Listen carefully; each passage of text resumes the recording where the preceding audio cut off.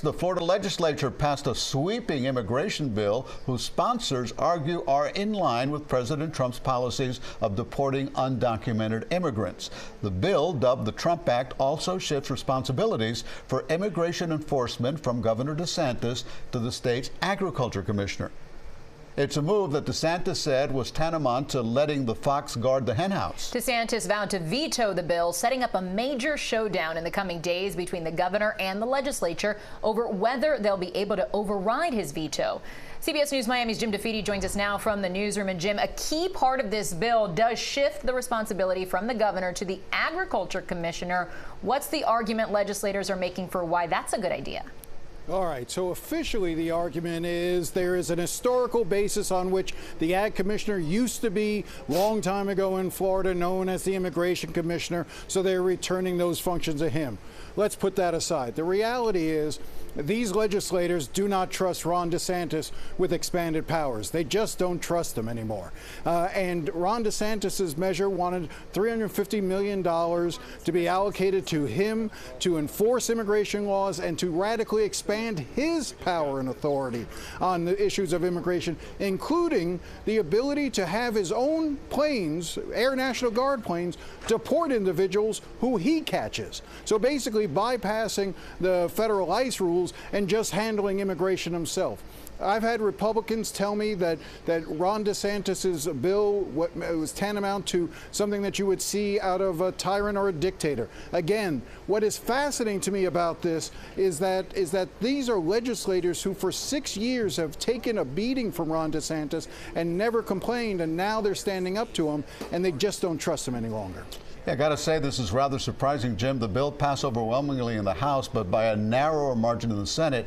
Now, if Senate Republicans want to override the veto by the governor, will they get support from Democrats? Well, you're absolutely right. You know, the vote in the Senate late last night, as I was watching, came in around 21-16. So they need about 26, 27 votes to override the expected veto. And DeSantis did pledge that he would veto this bill. So that really does open up the possibility for Democrats to go after at least one part of the bill that they don't like, which is the removal of in-state tuition. Right now, since 2014, undocumented kids who go through our school system can have in-state tuition. Well, this is going to change. I want to play for you a bit of sound from one Republican member of the Florida Senate who was very emotional in explaining why she would vote against this bill, even though she supports Donald Trump. Let's play that sound.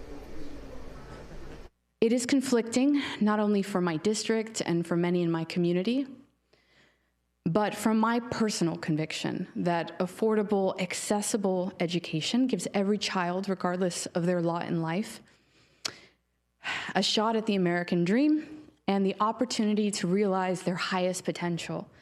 The revolution of common sense is not without compassion.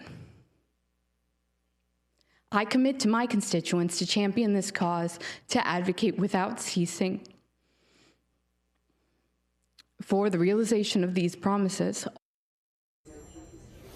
As you can see, she got quite choked up there. That was State Senator Alexis Catalayud, and she voted no ultimately on the bill, even though she said she agreed with everything else except for the tuition part. I also think that there are, from my calls, my reporting today, 3 or 4 Democrats which would be willing to change their no votes to yeses if the immigration part regarding in-state tuition was removed, or at least allowed those kids currently in college to be able to keep in-state tuition until they graduated from college. So I think that there is some real interesting maneuvering that we're going to see in the days to come. We don't know when the bill will be transmitted to the governor. It could come as early as tomorrow, and then the governor is expected to sign it and mount his own campaign to pressure legislators not to override his veto.